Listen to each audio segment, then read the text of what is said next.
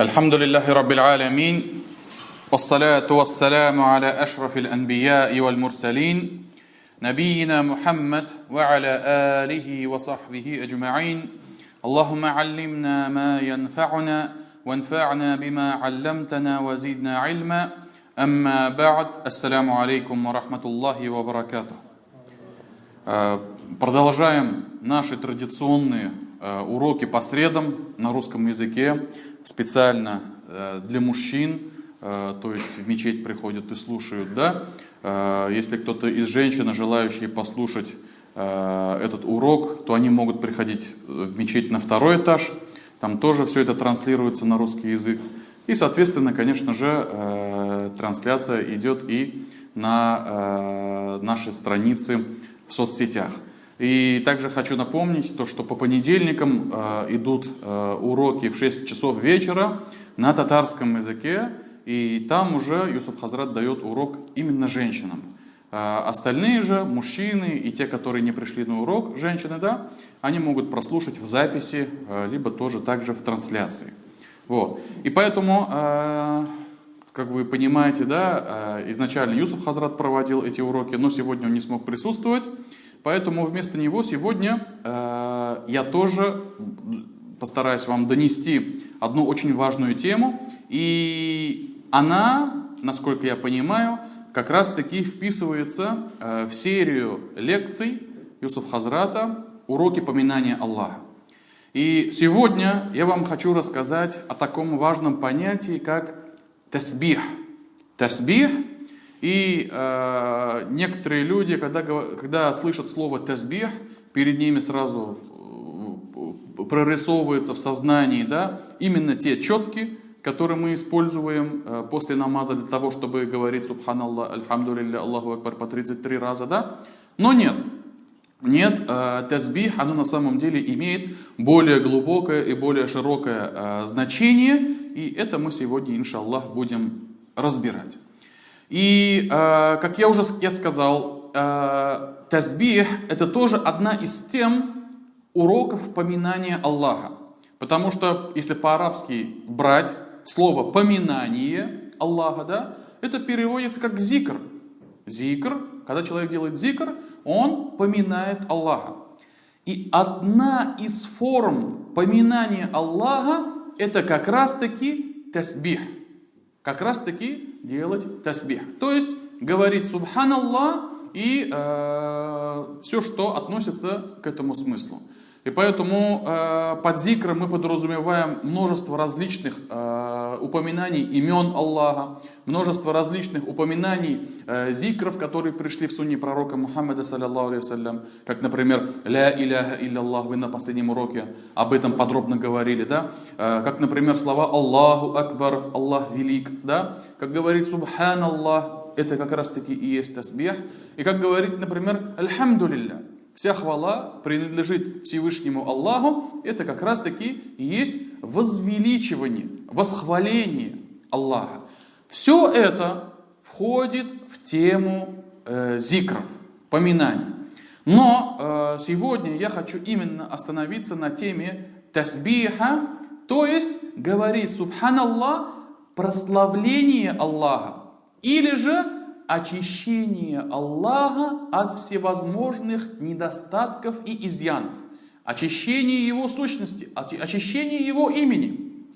И нужно сказать то, что вообще само понятие тасбих, прославление и очищение от недостатков, это занимает нашу большую часть нашей веры.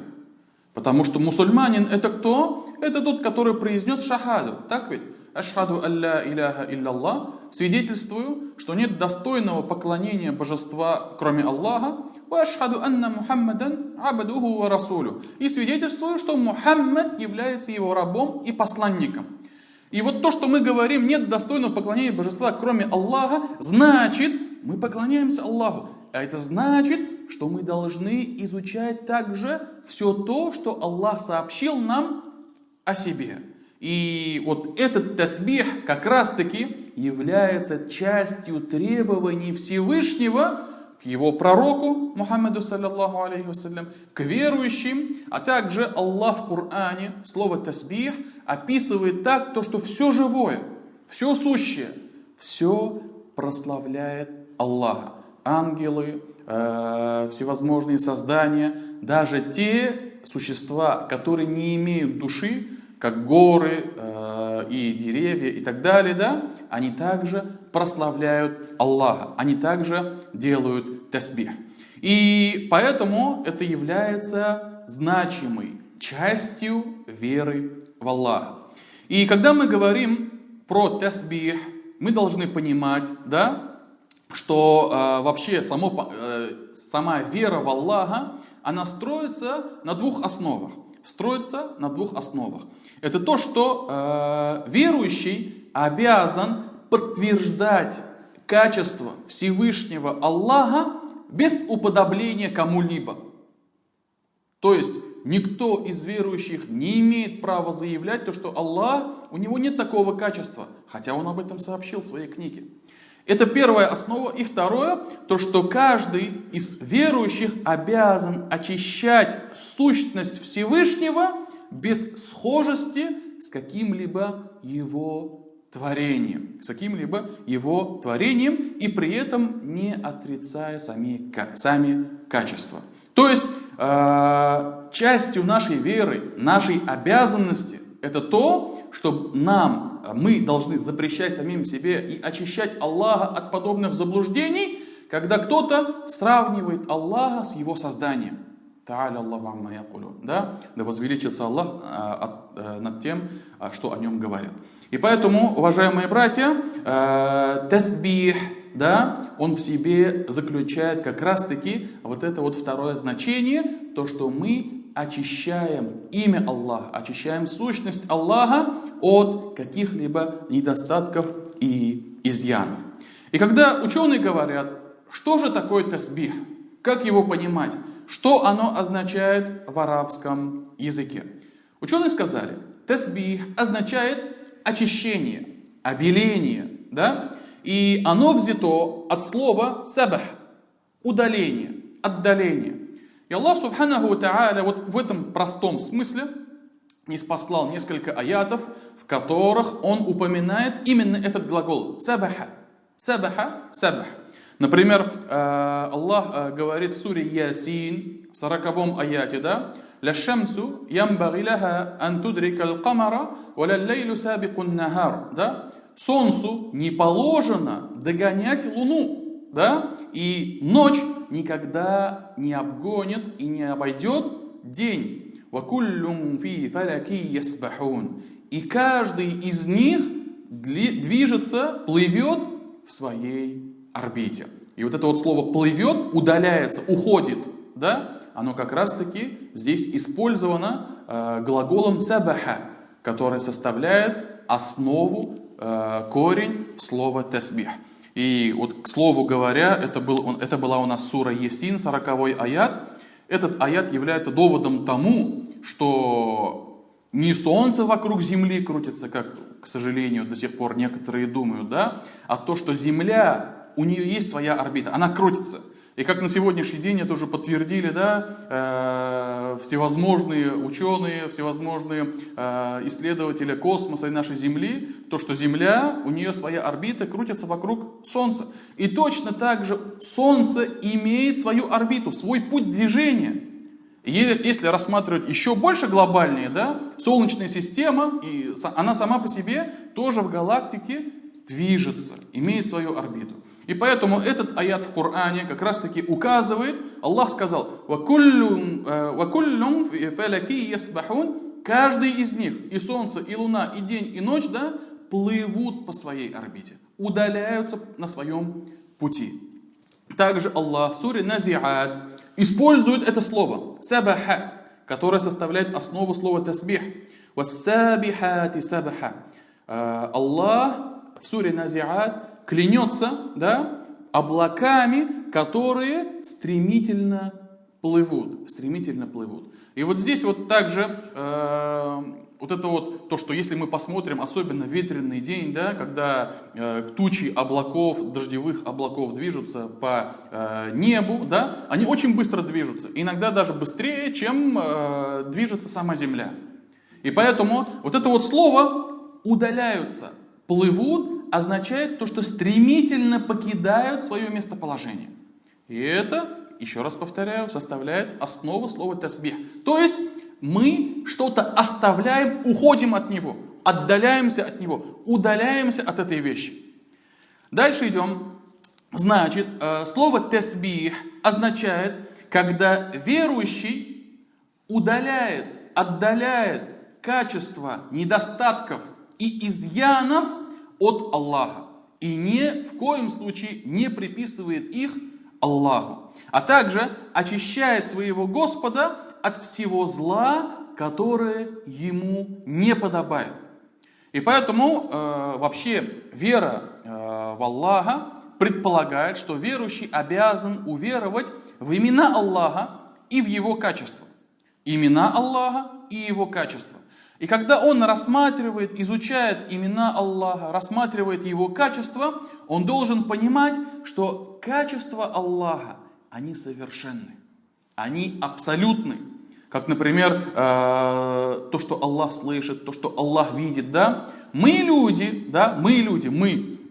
его создание, да? Какими бы не были зоркими, какими там не были глазастыми, да? Мы все равно, у нас наши возможности, они ограничены. Мы постоянно нуждаемся в подпитке, мы постоянно нуждаемся в отдыхе, да? Мы к старости лет теряем все те былые качества, которые у нас были, силы наши уходят, волосы наши седеют, да? Зрение становится хуже. Вот, кстати, вот говорят, после 40 лет как раз таки начинается то, что как бы зрение сажается, как бы, и человек, который ходил всю жизнь без очков, уже после 40 приходится ему надевать очки. Вот. И Аллах Субхану ва Тааля создал нас такими. Аллах Субхану ва Тааля создал нас слабыми, и Он в Коране об этом говорит, а затем дал нам силу, когда мы выросли, стали большими, сильными, и затем опять возвращает нас к слабости. Это как раз таки старческий возраст. Однако Аллах Субханаху ва Тааля, его качества абсолютны. И когда мы говорим «Аллах слышит», это означает то, что Аллах слышит абсолютно все. Даже если кто-то сидел где-то один, или же, например, в огромном собрании, где множество людей, и двое друг к другу перешептываются, что-то о чем-то говорят, Аллах даже об этом знает. И в Коране есть сура «Муджадаля», да, когда одна женщина пришла к посланнику Аллаха, саллаллаху алейхи вассалям, и стала жаловаться на своего мужа. То, что он назвал ее, сравнил ее со спиной своей матери. Он говорит: ты подобна спине моей матери. То есть, как он не может вожделеть и прикасаться к спине матери, точно так же он дал себе обет и слово не прикасаться к своей жене. Это является зульмом, это является несправедливостью, да?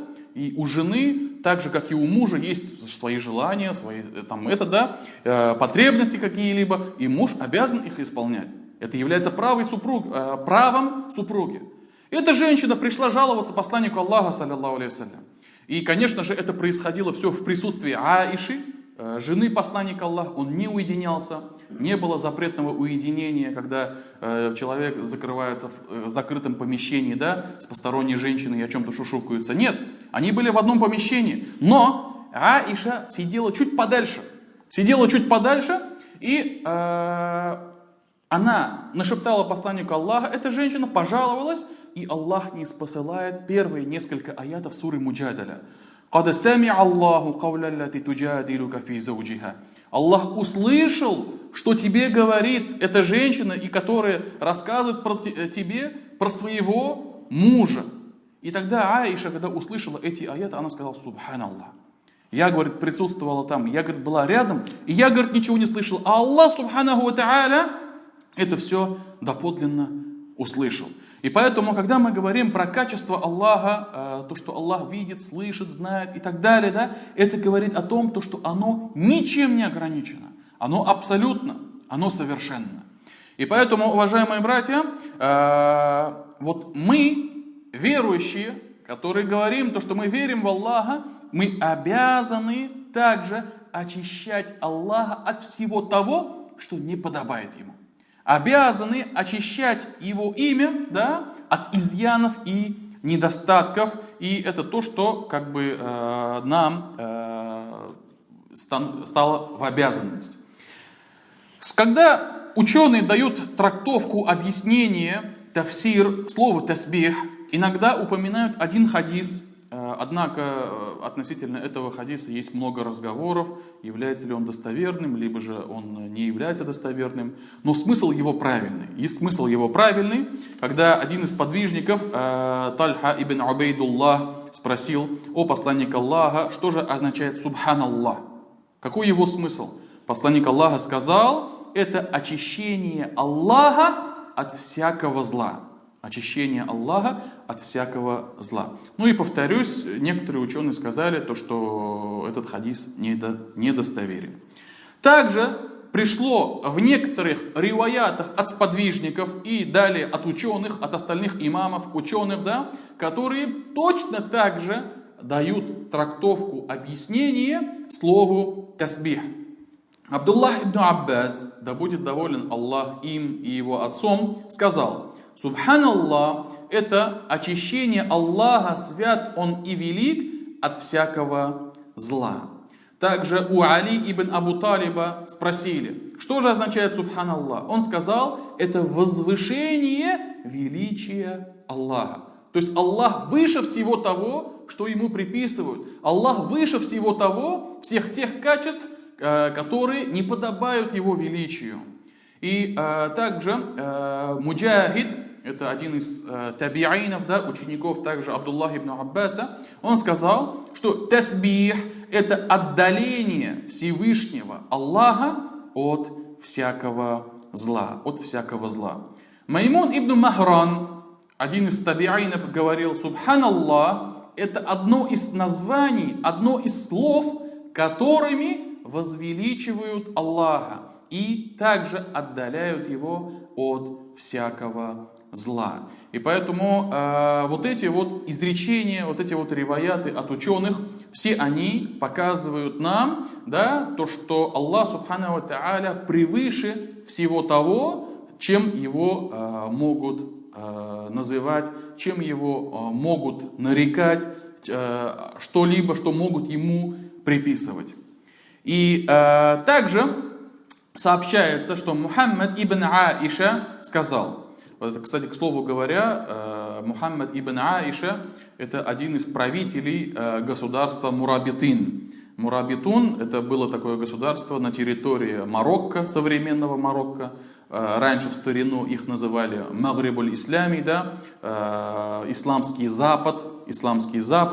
И там в свое время существовало государство праведных правителей, да, часть которых располагалась в Андалусии, на территории Испании и Португалии, да, и часть располагалась в Марокко. И вот одной особенностью правителей этого государства, что их называли по имени матери. Я не знаю почему, как бы не докопался, не прочитал, но их как бы отчество на самом деле было матчество, да, как бы называли по имени матери. И его полное имя Мухаммад ибн Юсуф ибн Ташфин, да, но более известен как Мухаммад ибн Аиша. Он сказал: арабы, когда что-либо не одобряют, когда что-либо порицают, и когда им что-то неприятно, да, и они считают это за очень такое большое скверное деяние, они произносят субханаллах. И как будто они возвеличивают Аллаха и очищают Аллаха от всякого зла, и очищают Аллаха от качеств, которые не являются качествами Всевышнего. И вот это вот на самом деле, уважаемые братья, вот если задуматься, да, в этом есть очень большой смысл.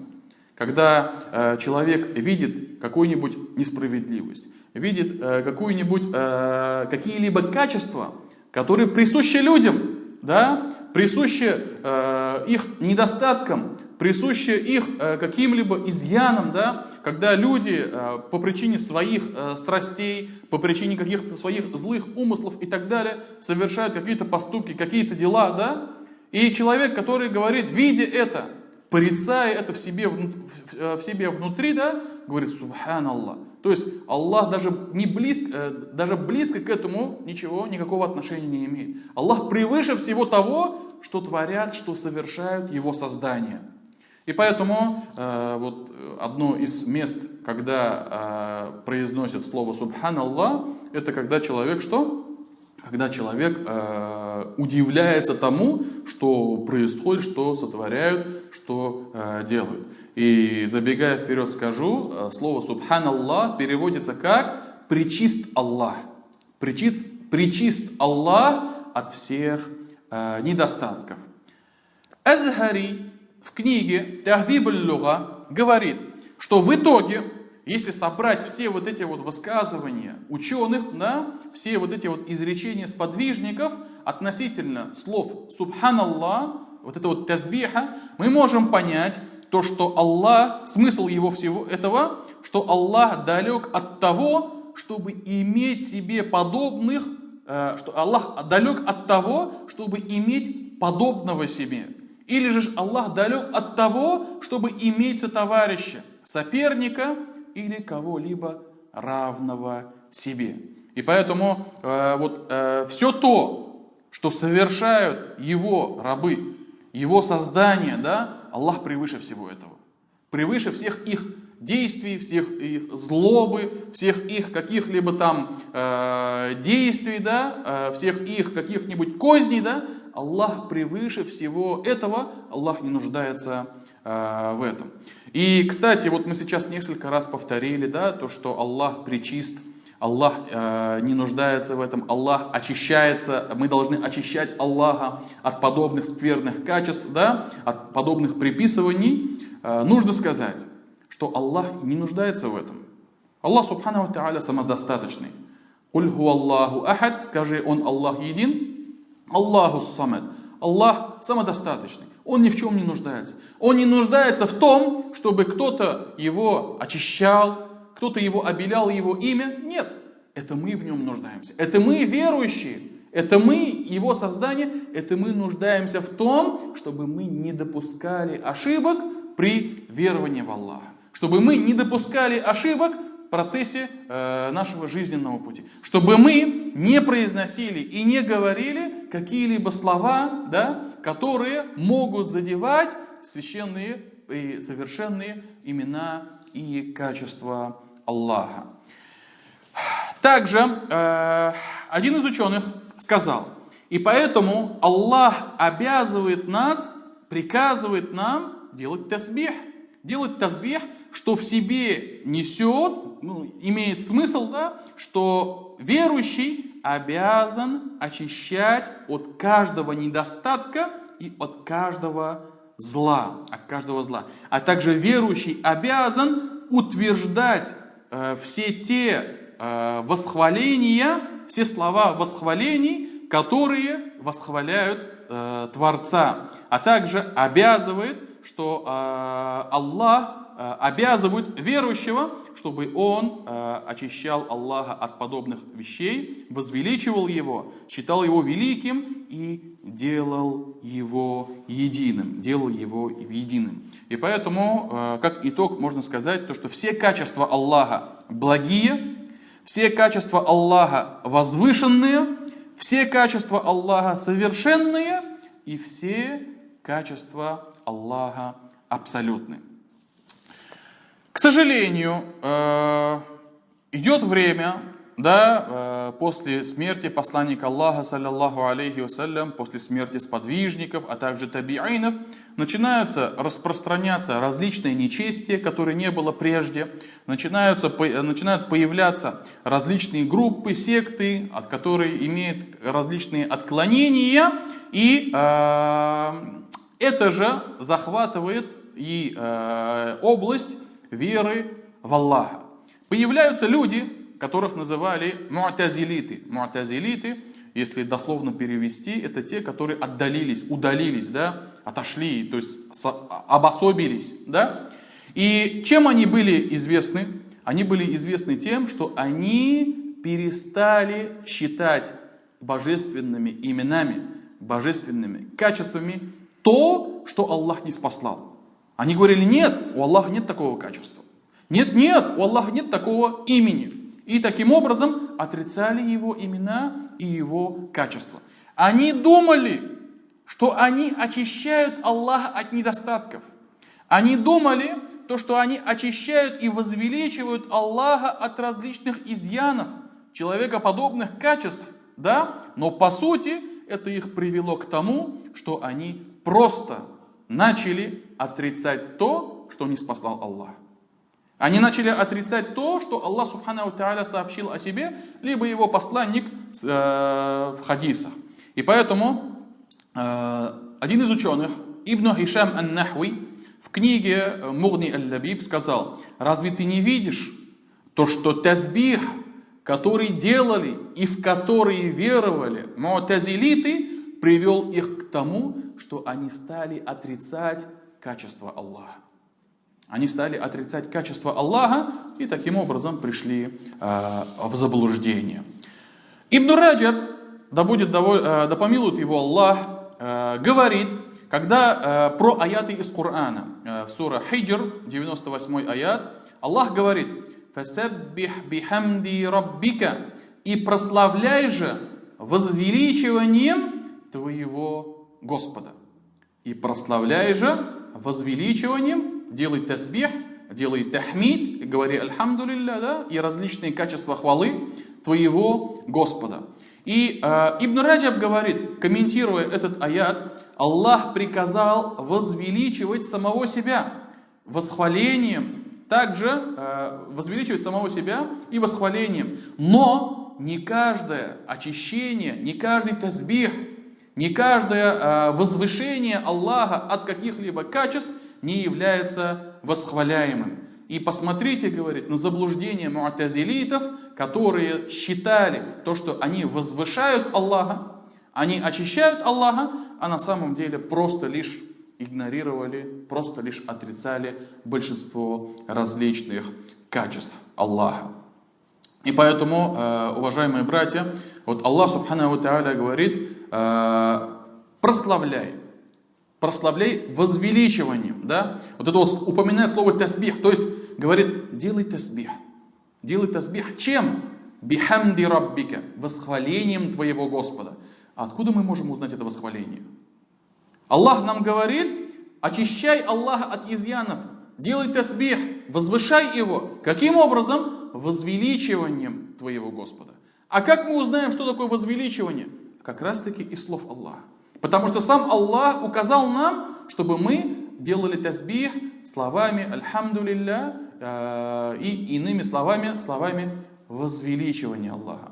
И поэтому вывод такой, что делать тасбих также нужно делать строго в рамках того, что не спаслал Аллах Субханаху ва Тааля. И мы еще об этом, иншаллах, в дальнейшем будем говорить.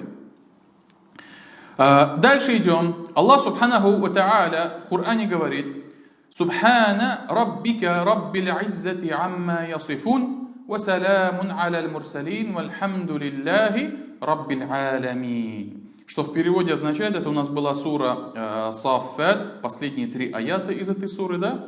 «Субхана раббика раббил иззати амма ясифун». Да пречист твой Господь, Господь величие от того, чем его описывают.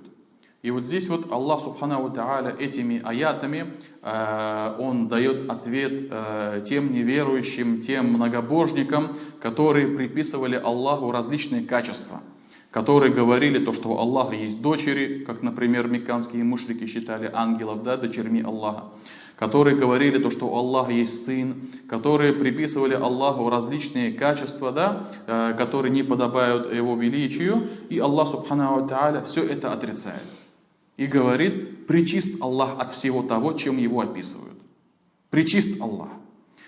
Также говорит: «Вассалямун аля мурсалин», и да будет приветствие всем посланникам, вальхамдулиллахи раббил аламин, и хвала Аллаху, Господу миров. И поэтому ученые говорят, то Аллах таким образом прославляет самого себя, а также описывает этим словом то, что, то есть он же против них говорит, да? Он же говорит то, что пречист, преславен Аллах от того, чем его описывают. Он здесь подразумевает как раз таки тех самых врагов, которые были врагами, противниками его посланников, и которые говорили относительно Аллаха различные изъяны, различные недостатки и называли Аллаха именно этим способом. Также сообщается, что Абдур-Рахман ибн Махди, да помилует его Аллах, когда ему упомянули то, что есть такие люди, джахмиты, которые начали отрицать те хадисы, в которых упоминаются качества Аллаха, он сказал: они говорят то, что Аллах возвышеннее, Аллах выше того, чем его описывает этот хадис. То есть эти люди, эти заблудшие, му'тазилиты, джахмиты, им подобные, да, они отрицали некоторые хадисы, где упоминались качества Аллаха. И этот ученый сказал, да, они, говорит, считают то, что Аллах выше этого. Аллах выше того, что упомянуто в этом хадисе или в этих сообщениях. И после этого он продолжает: а ведь некоторые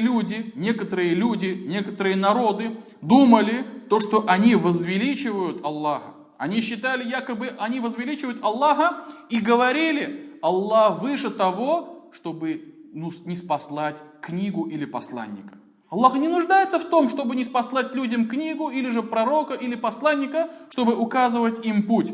И затем прочитал аят из Корана этот ученый и говорит: وَمَا قَدَرُ اللَّهَ حَقَّ قَدَرِهِ إِذْ قَالُوا مَا أَنزَلَ اللَّهُ عَلَى بَشَرٍ مِّن شَيْءٍ. И они не оценили Аллаха должным образом, когда сказали, что Аллах ничего этому человеку не ниспосылал. Никаких вахьев, никаких аятов из Корана. Он ничего ему не спосылал. Аллах не нуждается в этом.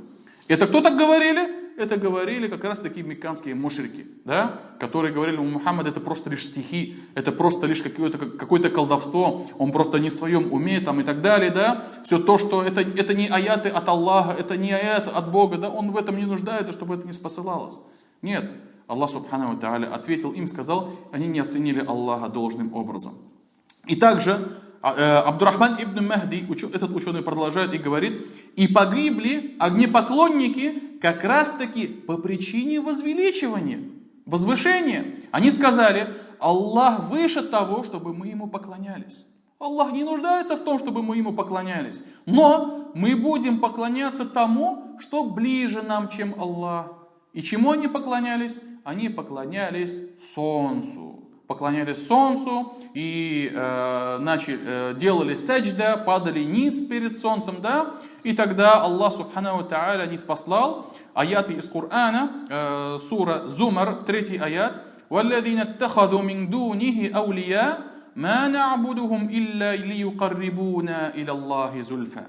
Те, которые избрали себе помощников и покровителей вместо Аллаха, они просто говорили: мы поклоняемся этим богам, божествам, идолам только лишь для того, чтобы они приблизили нас к Аллаху еще ближе. Только лишь для этого мы им поклоняемся. Да? И таким образом они думали, то, что они возвеличивают Аллаха, возвышают Аллаха, очищают пресвятое имя Аллаха, да?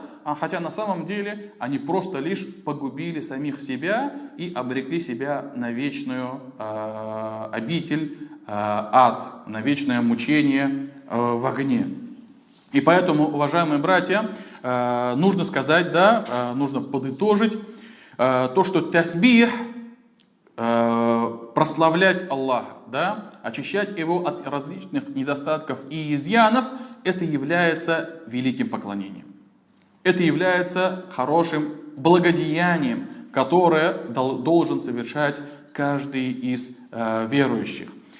И Аллах Субхану ва Тааля в Коране говорит, что Он любит тех, которые делают тасбих. Он любит их, да, упоминает об этом в Коране. Однако, верующий должен возвеличивать и прославлять Аллаха и делать тасбих так, что как это подобает его величию, и описывать его лишь тем, чем описал себя сам Аллах.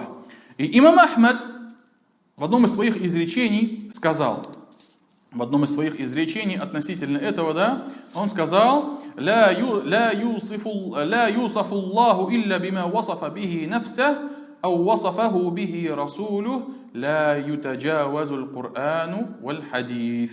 Он говорит, Аллах описывается лишь тем, когда мы говорим про качество и имена Аллаха, да, мы должны его описывать лишь только тем, чем описал сам себя Аллах, а также тем, чем описал его посланник, саллаллаху алейхи вассалям. И как говорит имам Ахмад, и мы здесь не должны приступать к границе, которые установил Коран, или же которые установил хадис. И вот здесь вот, исходя из этого, да, можно подытожить то, что человек, который делает тасбих, который возвеличивает Аллаха, прославляет Аллаха, и который по своему желанию, по своей вере, да, хочет возвышать Аллаха от всего того, от всего низменного, от всех тех недостатков, от всех тех изъянов, да, он должен к этому стремиться, должен к этому идти. Но это не должно переходить те самые границы. Иначе это приведет к тому, что, как говорили огнепоклонники, да, Аллах выше того, чтобы ему поклонялись, да, или же это может привести к тому, что говорили некоторые многобожники относительно того, что мы поклоняемся, Аллах не нуждается в поклонении, Аллах не нуждается в том, чтобы ему посвящали какие-либо деяния, да, мы поклоняемся лишь его представителям, как они говорили, лишь его заступникам, которые будут заступаться за нас перед Аллахом, и таким образом просто узаконили многобожие поклонение различным идолам и различным божествам. И поэтому, уважаемые братья, еще раз повторяю, то, что тасбих — это часть нашей веры, часть веры в Аллаха, да? И мусульманин, который верует в Аллаха, он должен описывать Аллаха всеми качествами совершенства, всеми качествами полноты, да, абсолютных благих качеств, однако не должен преувеличивать, да, и переходить границы и придумывать какие-то новые слова, о которых Аллах Субхану ва Тааля не сообщил в своей священной книге, либо о которых не сообщил посланник Аллаха, саллаллаху алейхи вассалям, как нам об этом указал имам Ахмад. И на этом я завершаю. Пусть Аллах Субхану ва Тааля сделает нас из делающих тасбих. Пусть Аллах Субхану ва Тааля сделает нас и наших близких, наше окружение из прославляющих Аллаха, возвеличивающих Аллаха, а также теми, которые веруют в Аллаха и поклоняются Ему. А также прошу у Аллаха, чтобы Аллах Субхану ва Тааля защитил нас от всех бед, болезней и даровал нам защиту и здоровье. Субханак Аллахума бихамдик, ашхаду ан ла иляха илля ант, астагфирука ва атубу илейк. Джазакумуллаху хайран.